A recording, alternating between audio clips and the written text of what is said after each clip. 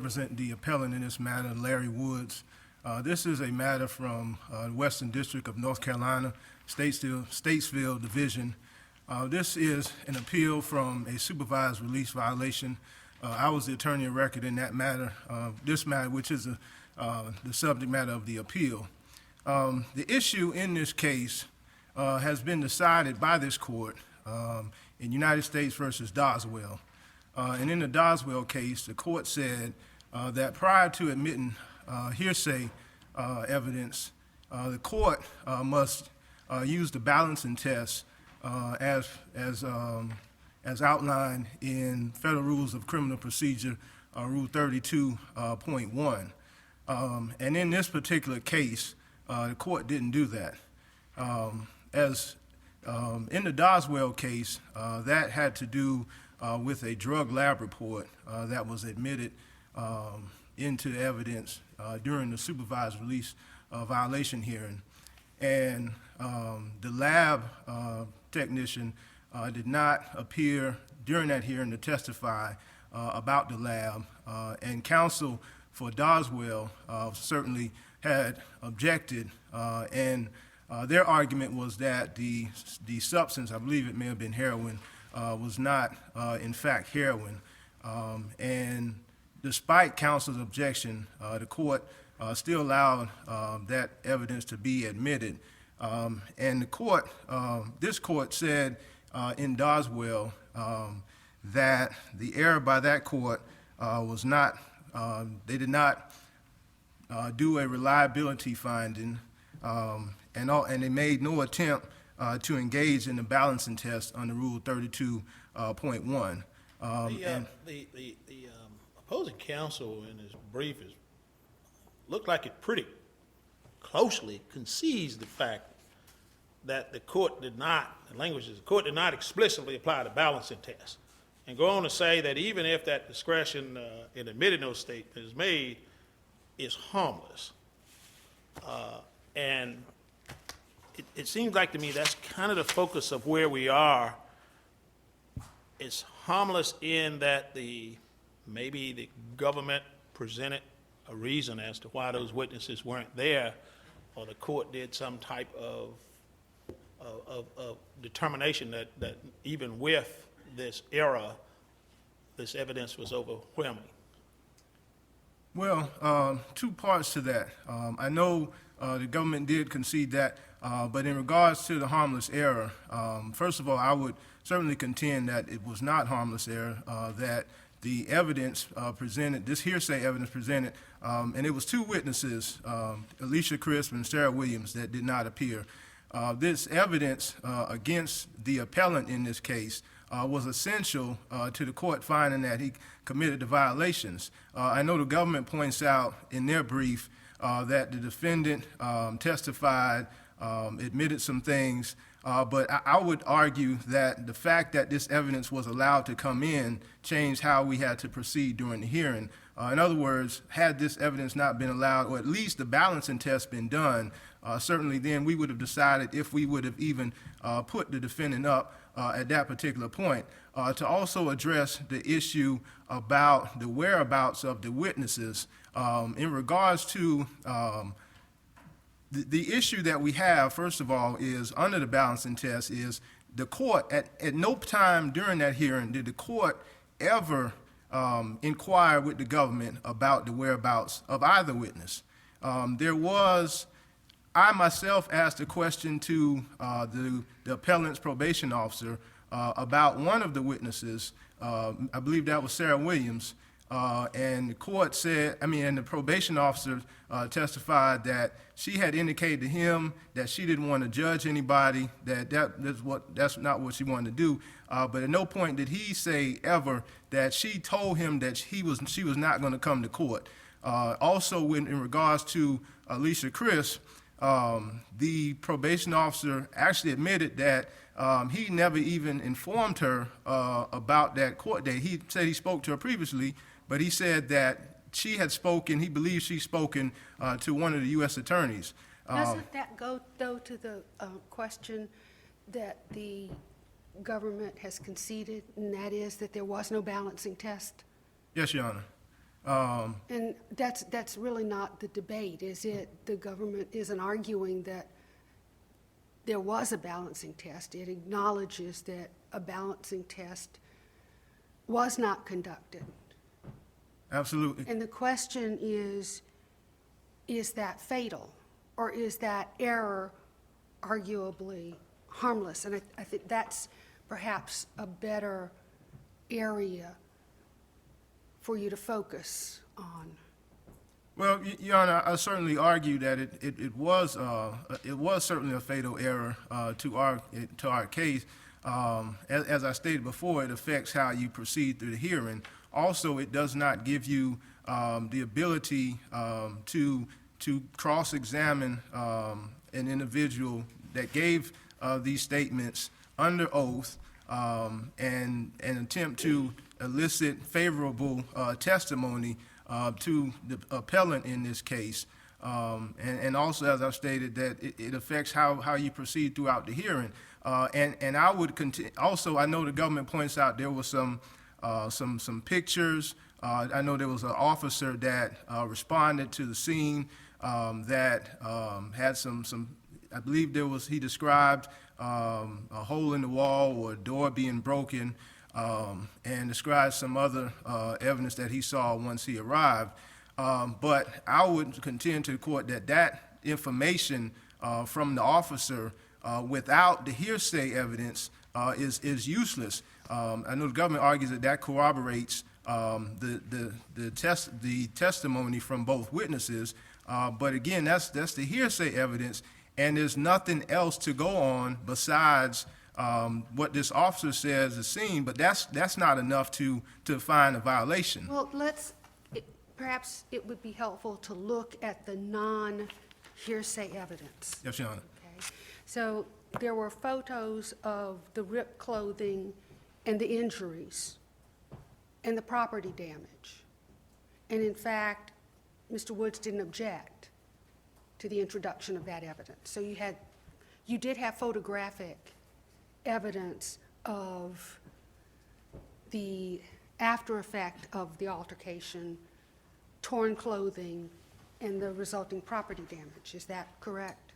Well, that evidence was introduced, and I don't recall. I know at some point I kept objecting. At some point, the judge said, "You'll just have a continuous objection." Okay, well, let me but there was, and that's fine. Perhaps there was an objection to that, but that evidence did come in. Yes, it did, Your Honor. And you have Williams' contemporaneous commentary, which could qualify as an exception under the hearsay rule as an excited utterance. Well, Your Honor, in regards to that, the argument I would make about that is that there were some inconsistent statements, obviously, that came in. There was the probation officer that testified about a conversation he had with her.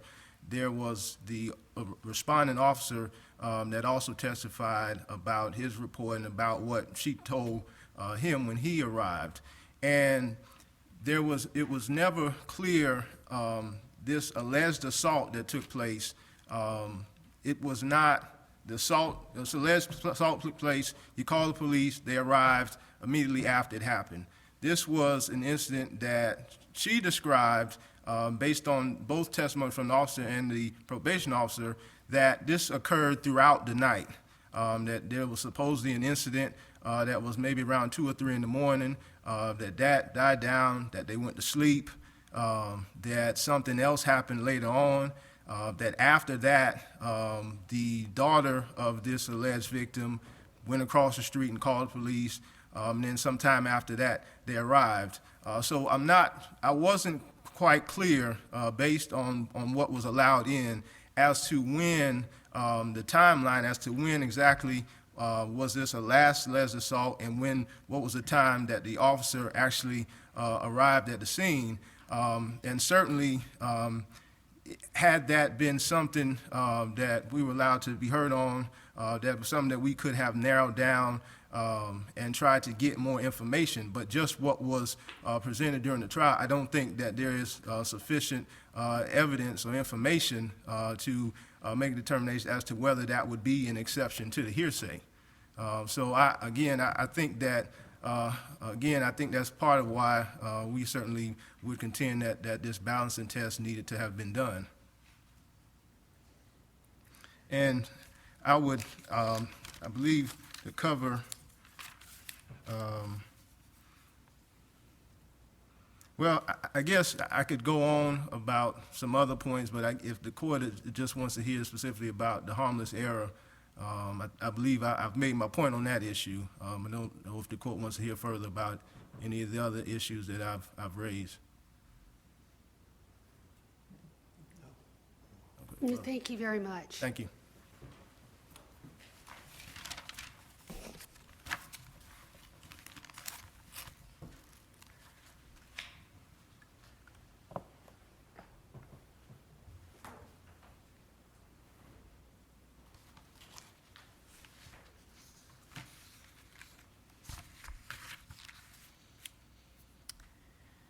May it please the court, Amy Ray for the United States. Your Honors, any error by the district court in failing to explicitly apply the Rule 32.1 balancing test is harmless for two reasons. First, at the end of the day, the government did explain why these witnesses were not there, and there was sufficient reliability that had the balancing test been applied, this evidence is admissible. But that goes to the likelihood that any change, if we were to reverse it, would be a Pyrrhic victory. The court would conduct the analysis and the result would be the same. Yes. Right. This doesn't go to, you're not retracting in any way your concession regarding the fact that it was. No, I'm absolutely not retracting any concession made in the brief that the district court in this case did not, before admitting this evidence, explicitly apply the Doswell balancing test. There's no evidence on the record that the court conducted that balancing test. He didn't even implicitly apply it. He just didn't apply it. That's correct, I think. The one thing, though, that I would say about that, Judge Wynn, is that he did note very early on that reliability was a key issue, and he said that in response to the very first objection. And that's kind of where you got to kind of parse it through the Doswell case. Yes. And Doswell rejected specifically the McAllen reliability test. So we can't hop on reliability as being the basis here, because McAllen is just not it. It makes it clear you gotta balance the person's interest in this confrontation with the government's good cause for denying it. Yes. In that case, it was a report, and so you didn't bring Ms. Kimmis in. The court says you got to bring Ms. Kimmis in, Right. to do it. And I mean, it wasn't like you got live witnesses and they are the actual prosecuting folks in the case of what you have here. And but then he throws in, they say, if the hearsay evidence is reliable and the government has offered a satisfaction explanation not producing an adverse witness, doesn't say it will be permitted, it said will likely be admitted under that rule. Right, and that's What is the explanation that was given here while those witnesses were not there?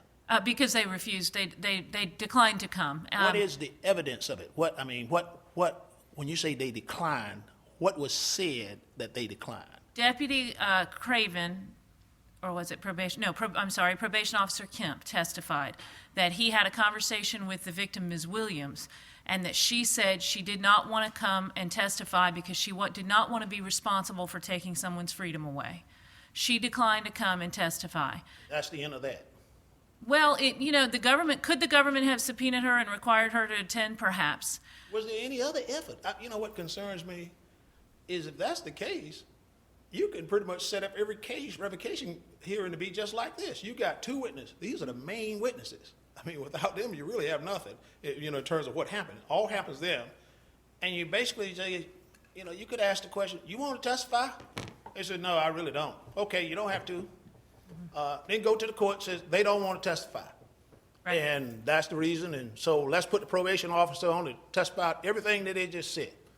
And then now you go to jail.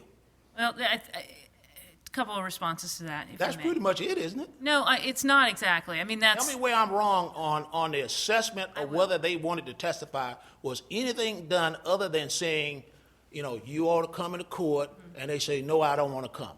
What more was done to No. impress upon them, you brought this charge here, we will make certain attempts to get you there, you have a duty to be here, and we want you here. And even if you put a subpoena out and then they don't show up, and you say, well, we did everything possible, they have run away to another state, just don't want to do it, or whatever. That's not what was here. No. I mean, they could have been sitting right outside that courtroom, or they could have been sitting in the courtroom, or anywhere around. Not one effort wasn't even called to the stand, or wasn't even asked. Just, they don't want to testify, which happens, I know, in these kind of cases a lot. Exactly. I acknowledge that, Thank that you got the situation that's here. But all I'm saying is, you ought to do a little bit more than just, would you like to come? Because by its very nature, you're dealing with a strong relationship between people, and no, you don't want to go in the court and testify. I mean, that's kind of a given.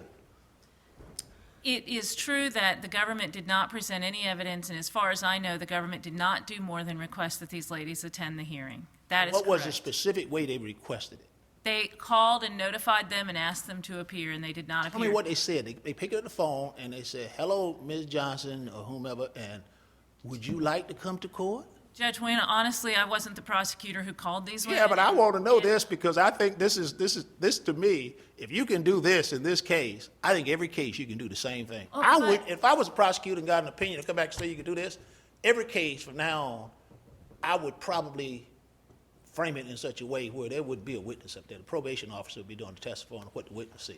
But that would be part of what the judge would consider had he conducted a balancing test. Absolutely. But that's And the not. other thing I guess concerns me is we're talking about a domestic violence victim who Yeah, but I is wanna get going to back be to low. Doswell. Can I finish? Please, this? Judge. Thank you. And there's got to be some caution in terms of requiring a person to confront someone with whom she has had a relationship, who has assaulted her in the past. Absolutely. And let me make another point here, because even Before if. you make a point, I want you to deal with this. That's all well and good, but there's no testimony of that. I mean, I'm- there's no testimony about, it's got to be some consideration about this woman is got to be confronted or anything like that. All you got is, she says, I won't come. I totally agree with Judge Duncan and everything she just said, but none of that came out in the court. They don't want to come. Right. All that's said. That is true, but also on the record was an extraordinarily violent assault against the All woman who well and declined to good, but come. the reasoning given is they don't want to come. Now, if you got to infer now violent assault, I mean, you get that in every case. I mean, Judge Wayne, I mean, in violent assaults or whatever, you can't just look at it and say, they got some bad stuff happen to them, so they don't want to come. if I may, there's a balancing test. No, One no, part you of it- conceded that. I understand that, but There's error on the balancing test. The But- only thing we are dealing with now is this part of Doswell to say you've offered a satisfactory explanation for not producing the adverse witness. Balancing test is done. No, You didn't to- do that. excuse me, Well, it hasn't Judge- been done, which is why we're here. it wasn't done, but the Well, I part of mean, Doswell, let me make sure I understand, so we're on the same page. I'm sorry, Error has been conceded yes. that the district court did not do the balancing test. So we are not discussing balancing tests. We are discussing now the question that you import, which I'm not sure harmless error really is in Doswell. It's really a different way they phrase it that says it likely would be. So I'm not sure that's harmless error, but we'll go there.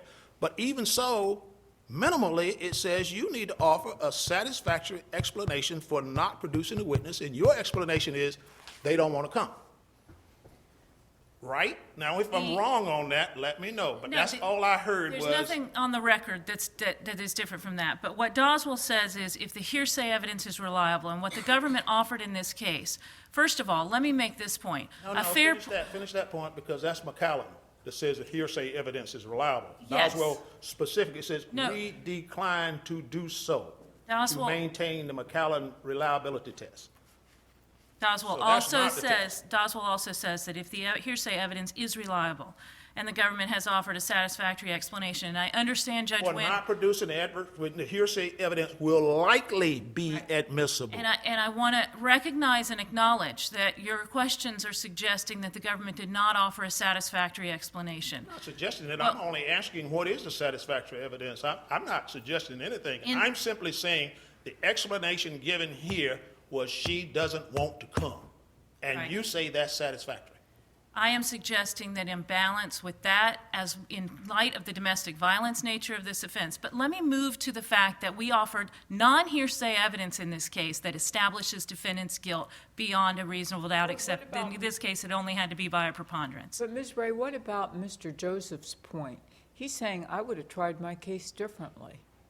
That Mr. Woods might not have taken the stand. Essentially, if I had known this hearsay evidence regarding Ms. Crisp, this was a big issue to him because it reflected his choice of a trial strategy. At that point, once the evidence was coming in, he had nothing to lose, I guess, by putting Mr. Woods on. Well, except Judge Keenan, So maybe that was harmful if it affected his ability to present his case.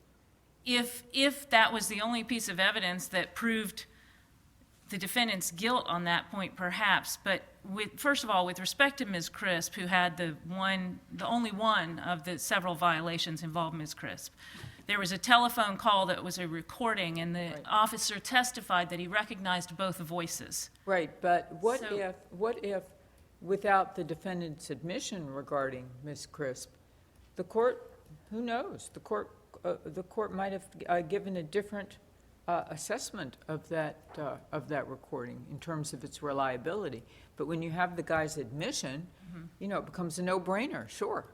If the guy's admitted it, it certainly is reliable. You see what I'm saying? I do, and I appreciate that, although I think that the government meets the hurdle of harmless error with respect to that violation.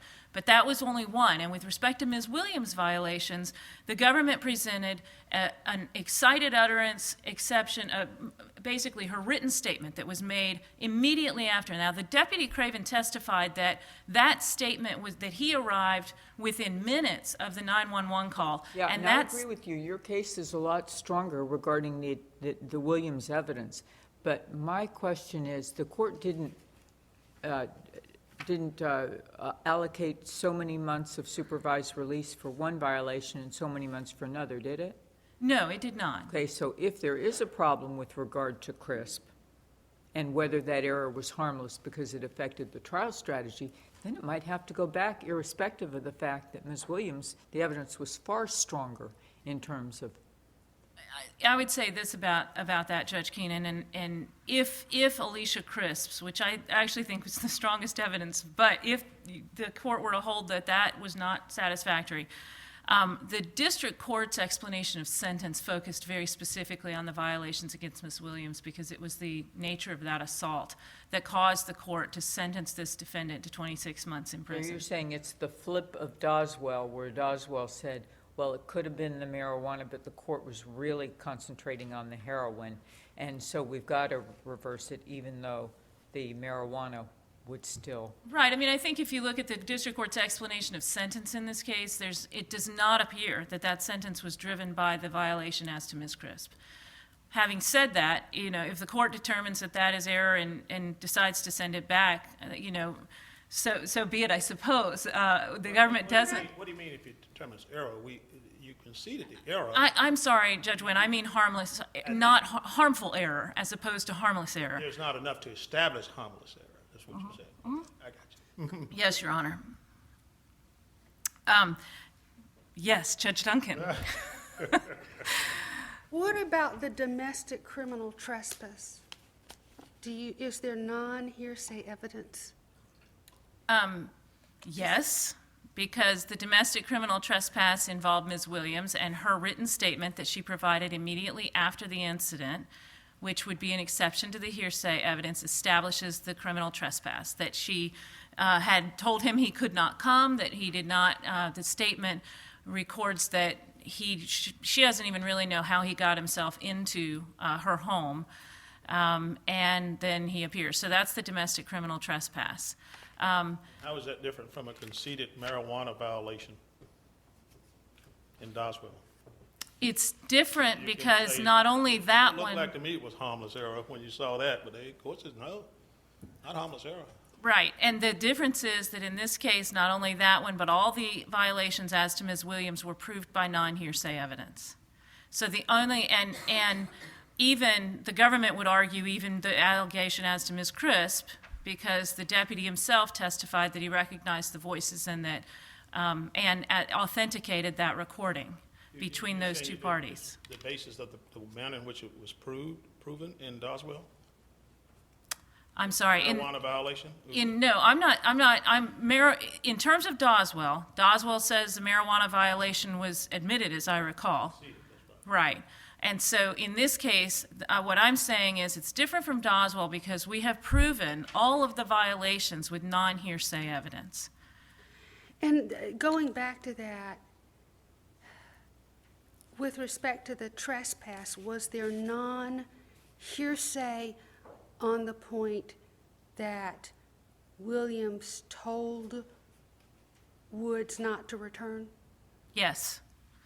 It's in her written statement. She tells him that he is not welcome, that he is not to come to her house. He explains, she says that they have a conversation earlier in the day, and she says that, he says, I'm going to come over and make you dinner, and she says no, and you're not welcome. But he came He did. after that. And so how does that, I'm unclear about that as an excited utterance. When she was describing the situation to the officer? Well, there's that, yes. So we suggest that there are two pieces of evidence, sort of two classes of evidence that are non-hearsay with respect to Ms. Williams. The first is the statement that she provided verbally to Deputy Craven when he arrived. So he testifies to that statement. All that testimony is non-hearsay because it's his reporting of a verbal statement that she gave immediately after he arrives. She also provides a written statement that's the same time. It's within about an hour or two. And this court's Jackson decision is relevant on the question. I'm sorry, just to get to the point. The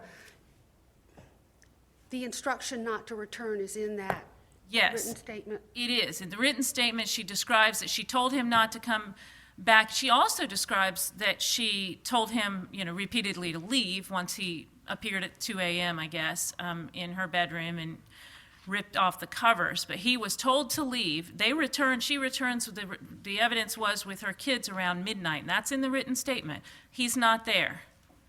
She goes to sleep. He appears in her bedroom at 2 a.m. All of that is in the written statement that was provided immediately after. Every violation of a probation basis for revocation, are they all in the same class? They're not all in the same class, but these are. All of these were Class C. Now, the government did allege and charge a Class A violation of burglary, and the district court dismissed that. Is that conceded by the other side, or that everything here is a Class C? I assume so, because there was never any suggestion during the district court proceedings that these weren't Class C violations. So to get troubled by this, because I'm wondering, here you're asserting this proof, in Doswell it was conceded. I wonder what would happen had it just been conceded here. Then what's the difference between the methods of proof? You concede it, or you prove that there's a letter here, or there's some other evidence. The fundamental error here is quite simple. It's just conduct a balancing test. Could come out with the same result, and it just wasn't done, which is the same thing in Doswell. I mean, that was just a report. It is, but the difference is that in Doswell, the court couldn't say for sure. First of all, in Doswell, there's no evidence of non-hearsay evidence that was proving the heroin violation. We have that here. We have non-hearsay evidence that proves the violation that was relevant to the district court's failure to conduct the balancing test. There was no non-hearsay evidence to prove the heroin violation in Doswell, so that is where the comparison between the two cases ends. Is there non-hearsay evidence with regard to Crisp? I think so, Your Honor, because the voice recording, the recording of that. That's hearsay. Well, it is, except the officer testified and authenticated that Right, but it's still hearsay. It is, but he authenticated the recording and said, here it is, and I don't think that it was reliable. Now, let's just also remember that hearsay is admissible in supervised release revocation proceedings. And so the Doswell concern is with adverse witnesses specifically, and that You recording. don't think the recording is an adverse witness? It is, I mean, it's a don't recording of, know. I honestly don't know, except that I wouldn't characterize it as that, because it's simply a recording of a phone conversation. It's not as though it's testimony about what Alicia Crisp said he did. Did I he guess you're record it? Pardon me? Did he record it? No, she recorded it. How did he get it? How did he get it? He was on the phone. She records the conversation. She provides it to the probation How officer. does he authenticate what she is recording? He says this is what she said about the recording itself, that he Says recorded this it. is what she said about the recording. Right, he also The says, recording is a hearsay. She said to him is hearsay. So we got double hearsay as to how he authenticates this tape. he also said that he recognized the voices and it was the defendant's voice. So it wasn't as though he wasn't providing any testimony relevant to the phone conversation.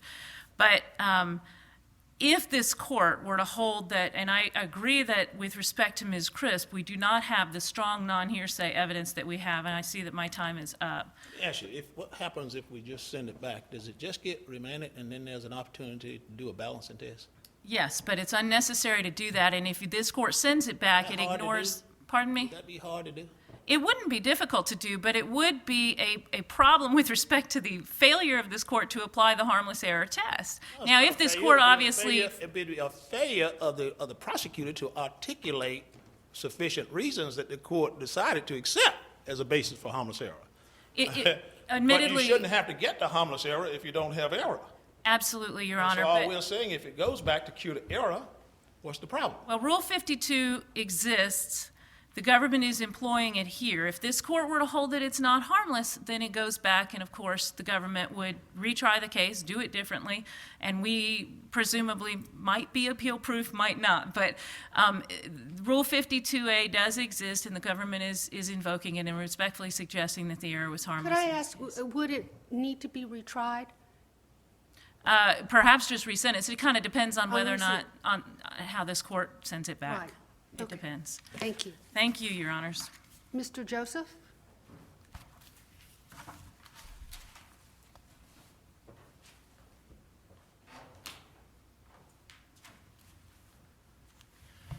I'd like to address briefly the recording in regards to Ms. Crisp. One of the reasons that I objected, obviously it being hearsay, but also the recording itself, there was no date stamp or anything that suggested when that actual recording was made.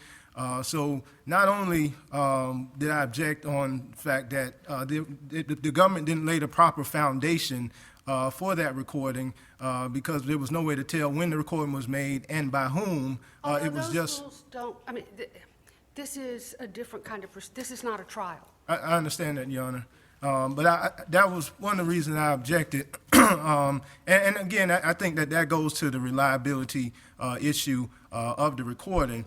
Also, to touch again on the issue of the excited utterance on the exception to the hearsay, again, I will point out during my objection, the court overruled my objection and initially said that this evidence was reliable. So the court never really, the issue about the excited utterance never actually came up in court. And I would contend that had that been an issue, certainly had the opportunity to elicit more testimony about that issue, which wasn't done. And I just think that there is too many variables in this case for the court to say that this was a harmless error or that would have been an exception on the excited utterance to the hearsay rule on the limited information that we have before us. So in closing, I would just argue certainly to the court that in this case, certainly everybody concedes that error was made, but I would certainly contend that it was very harmful. It affected this case. It affected the outcome of this case, specifically the information, the hearsay evidence. And in fact, as you all, the judge, you all are aware, Mr. Woods was not only, he was not sentenced within the guideline range, he was actually sentenced to the statutory maximum because of the hearsay evidence that was allowed to come in. So again, I just, in closing, I say certainly the evidence was very harmful to Mr. Woods. Thank you. Thank you very much. Mr. Joseph, our records reflect that you are court-appointed on this appeal, and we would like to thank you for the very professional service you have rendered and the assistance you have given to this court. Thank you. We will come down and greet counsel and proceed directly to our last case.